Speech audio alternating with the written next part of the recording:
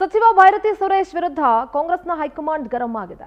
ದೆಹಲಿಯಲ್ಲಿ ವೇಣುಗೋಪಾಲ್ ಭೇಟಿಯಾಗಿದ್ರು ಭೈರತಿ ಸುರೇಶ್ ವಿರುದ್ಧ ಹೈಕಮಾಂಡ್ ಗರಂ ಆಗಿದೆ. ದೆಹಲಿಯಲ್ಲಿ ವೇಣುಗೋಪಾಲ್ ಅವರನ್ನ ಭೈರತಿ ಸುರೇಶ್ ಭೇಟಿಯಾಗಿದ್ರು. ಮೂಡಾ ಪ್ರಕರಣದ ವಿವರಣೆ ಕೊಡೋದಕ್ಕೆ ಅಂತ ಭೈರತಿ ಸುರೇಶ್ ಹೊರಟಿದ್ರು. ಮೂಡಾ ಹಗರಣವನ್ನ ಸರಿಯಾಗಿ ನಿಭಾಯಿಸುವಲ್ಲಿ ವಿಫಲರಾಗಿದ್ದೀರಿ ಅಂತ ಕಿಡಿಕಾರಿದ್ದಾರೆ ಭೈರತಿ ಸುರೇಶ್ ಮೇಲೆ. ಭೈರತಿ ಸುರೇಶ್ ಫೈಲ್ ತಂದ ಆರೋಪ ಸಹ ಆವಾಗ ಕೇಳಿಬಂದಿತ್ತು. ಅದೇ ವಿಚಾರವನ್ನ ಮುಂದಿಟ್ಕೊಂಡು ಬಿಜೆಪಿಗರು ಭಾರೀ ಪ್ರತಿಭಟನೆ ನಡೆಸಿದ್ರು.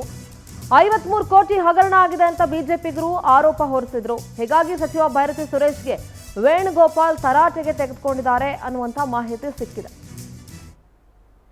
ಮೂಡಾ ಕೇಸನ್ನ ಸರಿಯಾಗಿ ಹ್ಯಾಂಡ್ಲ್ ಮಾಡಿಲ್ಲ, ಅದನ್ನ ನಿಭಾಯಿಸುವಲ್ಲಿ ವಿಫಲರಾಗಿದ್ದೀರಿ. ಫೈಲ್ ಎತ್ಕೊಂಡು ಹೋಗಿದ್ದಂಥ ಆರೋಪ ಕೂಡ ಆ ಸಂದರ್ಭದಲ್ಲಿ ಇತ್ತು.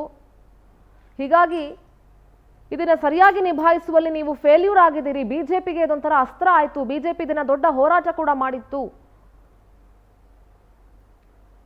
ದೆಹಲಿ ಪ್ರತಿನಿಧಿ ಸಂತೋಷ್ ನೇರ ಸಂಪರ್ಕದಲ್ಲಿ ಜಾಯ್ನ್ ಆಗ್ತಾ ಇದ್ದಾರೆ. ಸಂತೋಷ್, ಕಾಂಗ್ರೆಸ್ ಅಲ್ಲಿ ಸಾಕಷ್ಟು ಡೆವಲಪ್ಮೆಂಟ್ಸ್ ಆಗ್ತಾ ಇದೆ. ಸಾಕಷ್ಟು ಜನ ಸಚಿವರು, ಮುಖ್ಯಮಂತ್ರಿಗಳು, ಉಪಮುಖ್ಯಮಂತ್ರಿಗಳು ಎಲ್ಲರೂ ಸೇರಿದಂತೆ ಎಲ್ಲರೂ ಕೂಡ ದೆಹಲಿ ಪ್ರಯಾಣವನ್ನ ಬೆಳೆಸಿದ್ದಾರೆ. ಹೈಕಮಾಂಡ್ ಈಗ ಸದ್ಯ ಭೈರತಿ ಸುರೇಶ್, ಮುಖ್ಯಮಂತ್ರಿಗಳ ಆಪ್ತ ವಲಯದಲ್ಲಿರುವಂತಹ ಭೈರತಿ ಸುರೇಶ್ ಮೇಲೆ ಗರಂ ಆಗಿದ್ರು. ಮೂಡಾ ಕೇಸನ್ನ ನಿಭಾಯಿಸುವಲ್ಲಿ ಸಕ್ಸಸ್ ಆಗಿಲ್ಲ, ಫೇಲ್ಯೂರ್ ಆಗಿ ಬಿಜೆಪಿಗೆ ಒಂದ್ ರೀತಿ ಅಸ್ತ್ರವನ್ನ ಕೊಟ್ಟಂಗಾಯ್ತು ಅಂತ ಹೇಳಿ ಸದ್ಯದ ಅಪ್ಡೇಟ್ಸ್ ಏನಿದೆ, ದೆಹಲಿಯಲ್ಲಿ ಏನೆಲ್ಲ ಡೆವಲಪ್ಮೆಂಟ್ ಆಗ್ತಾ ಇದೆ ಕಾಂಗ್ರೆಸ್ಗೆ ಸಂಬಂಧಪಟ್ಟಂತೆ?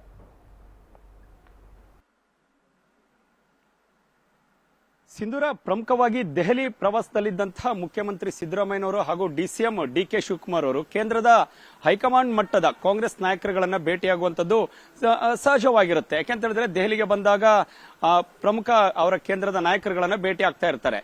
ಅದರ ಜೊತೆಯಲ್ಲಿ ಬಹುತೇಕ ಸಚಿವರು ಕೂಡ ದೆಹಲಿಗೆ ಆಗಮಿಸಿದ್ರು ಸಿದ್ದರಾಮಯ್ಯನವರ ಜೊತೆ. ಆದ್ರೆ ರಾಜ್ಯದಲ್ಲಿ ಹಾಲಿ ಚಾಲ್ತಿಯಲ್ಲಿರುವಂತಹ ಬಹುತೇಕ ವಿಚಾರಗಳ ರಾಜಕೀಯ ವಿದ್ಯಮಾನಗಳು ಜೊತೆಗೆ ಸರ್ಕಾರಕ್ಕೆ ಆಗ್ತಿರುವಂತಹ ಮುಜುಗರದ ಬಗ್ಗೆ ಕೂಡ ಕೇಂದ್ರದ ಕಾಂಗ್ರೆಸ್ ನಾಯಕರುಗಳು ರಾಜ್ಯದ ಸಚಿವರಿಂದ ಹಾಗೂ ಕೆಲವೊಂದಿಷ್ಟು ನಾಯಕರುಗಳಿಂದ ಮಾಹಿತಿಯನ್ನ ಪಡೆದುಕೊಳ್ತಾ ಇರ್ತಾರೆ.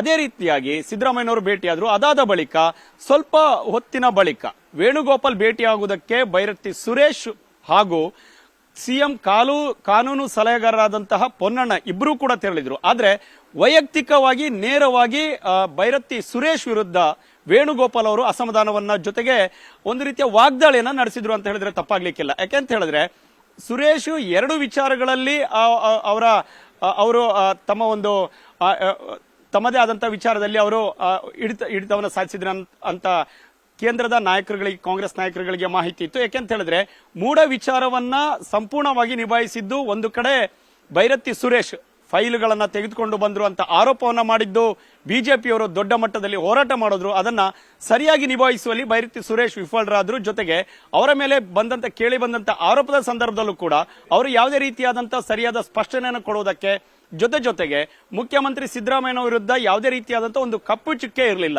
ಆದ್ರೆ ಅಂತಹ ಸಿದ್ದರಾಮಯ್ಯನವರು ಅವರ ಹೆಸರಿಗೆ ಮಸಿ ಬಳಿಯುವಂತಹ ಕೆಲಸ ಇದೀಗ ಆಗಿರುವಂತದ್ದು. ಅದಕ್ಕೆ ನೇರ ಹೊಣೆ ಭೈರತಿ ಸುರೇಶ್ ಅನ್ನುವಂಥದ್ದನ್ನು ಕೂಡ ಇದೀಗ ಹೈಕಮಾಂಡ್ಗೆ ಮಾಹಿತಿ ಲಭ್ಯವಾಗಿದೆ. ಹಾಗಾಗಿ ನನ್ನೆ ಭೇಟಿಯಾಗುವುದಕ್ಕೆ ಭೈರತಿ ಸುರೇಶ್ ಹೋದಂತ ಸಂದರ್ಭದಲ್ಲಿ ಸ್ಪಷ್ಟವಾಗಿ ಅವರ ವಿರುದ್ಧ ವಾಗ್ದಾಳಿಯನ್ನ ನಡೆಸಿದ್ದಾರೆ. ಜೊತೆಗೆ ತಾವು ಈ ರೀತಿಯಾದಂತಹ ಒಂದು ಕ್ರಮವನ್ನು ತೆಗೆದುಕೊಳ್ಳೋದಾದ್ರೆ ತಾವು ಮಂತ್ರಿಯಾಗಿ ಹಾಕಿರ್ಬೇಕು, ತಮ್ಮ ಇಲಾಖೆಯನ್ನ ಹೇಗೆ ನಿಭಾಯಿಸ್ತೀರಿ, ಈ ರೀತಿಯಾದಂತಹ ತಮ್ಮ ನಡವಳಿಕೆಗಳಿಂದ ಸಹಜವಾಗಿ ಸರ್ಕಾರಕ್ಕೆ ಕೆಟ್ಟ ಹೆಸರು ಬರುತ್ತೆ ಅನ್ನುವಂತ ಒಂದು ಅಸಮಾಧಾನವನ್ನ ಭೈರತಿ ಸುರೇಶ್ ವಿರುದ್ಧ ಇದೀಗ ವೇಣುಗೋಪಾಲ್ ನಡೆಸಿರುವಂತಹ ನಿರ್ಗಮಿಸಬೇಕಾಗುತ್ತೆ.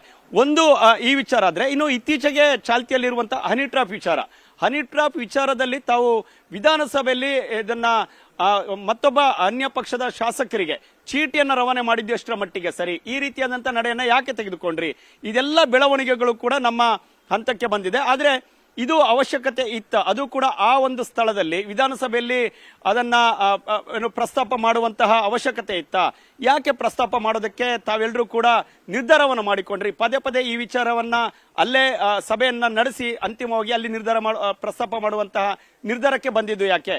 ಇದರಿಂದಾಗಿ ಸರ್ಕಾರಕ್ಕೆ ಹಾಗೂ ಪಕ್ಷಕ್ಕೆ ದೊಡ್ಡ ಮಟ್ಟದ ಮುಜುಗರ ಆಗ್ತಾ ಇದೆ.